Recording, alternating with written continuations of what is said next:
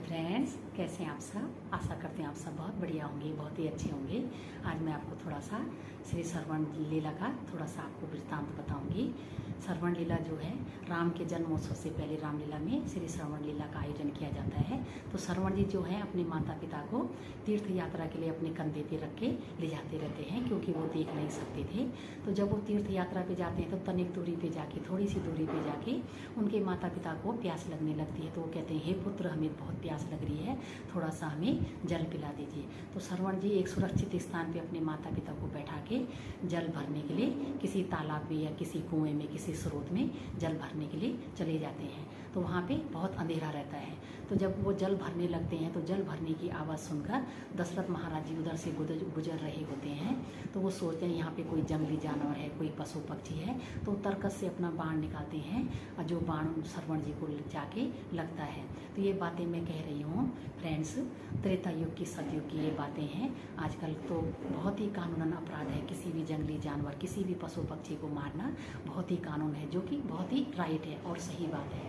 तो मैं त्रेता युग और सतयुग की बातें कर रही हूँ, जो हमने सुनी है, पढ़ी है कहानियों में, तो मैं बता रही हूँ। तो जब उनको दशरथ जी को पता चलता है तो वो दौड़ दौड़ के उनकी कहानी की आवाज़ सुनकर वहाँ पे पहुँचते हैं। तो श्रवण जी को देखते हैं कि ये बहुत पीड़ा में हैं। तो दशरथ जी को बहुत ही दुख होता है, बहुत ही आघात होता है। वो कहते हैं, अरे मुझे अनजाने में मेरे से कितनी बड़ी गलती हो गई है।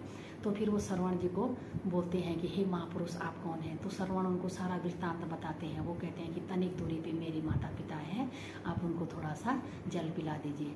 तो जब दशरथ महाराज जी जल पिलाने लगते हैं श्रवण जी के माता पिता को, तो वो स्पर्श से ही पहचान जाते हैं कि ये हमारा पुत्र नहीं है। जैसे कि हर माता पिता अपने पुत्र को स्पर्श से ही पहचान जाते हैं।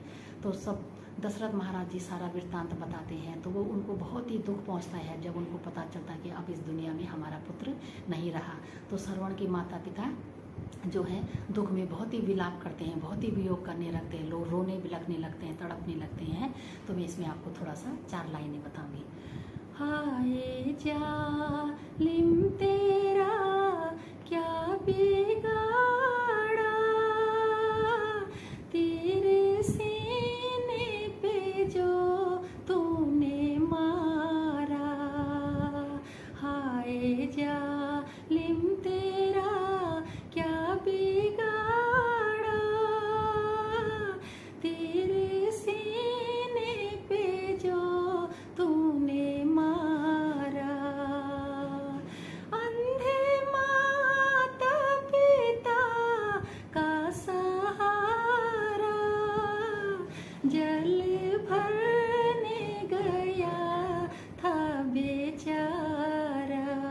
और इतने में ही श्रवण जी के माता पिता अपने प्राण त्याग देते हैं, जिससे दशरथ महाराज जी को बहुत ही आघात पहुंचता है, बहुत ही दुख होता है। तो फ्रेंड्स, आपको कैसी लगी है मेरे आप ही लोगों द्वारा सुनी कहानी।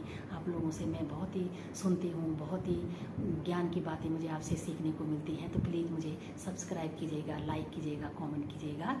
बहुत बहुत धन्यवाद।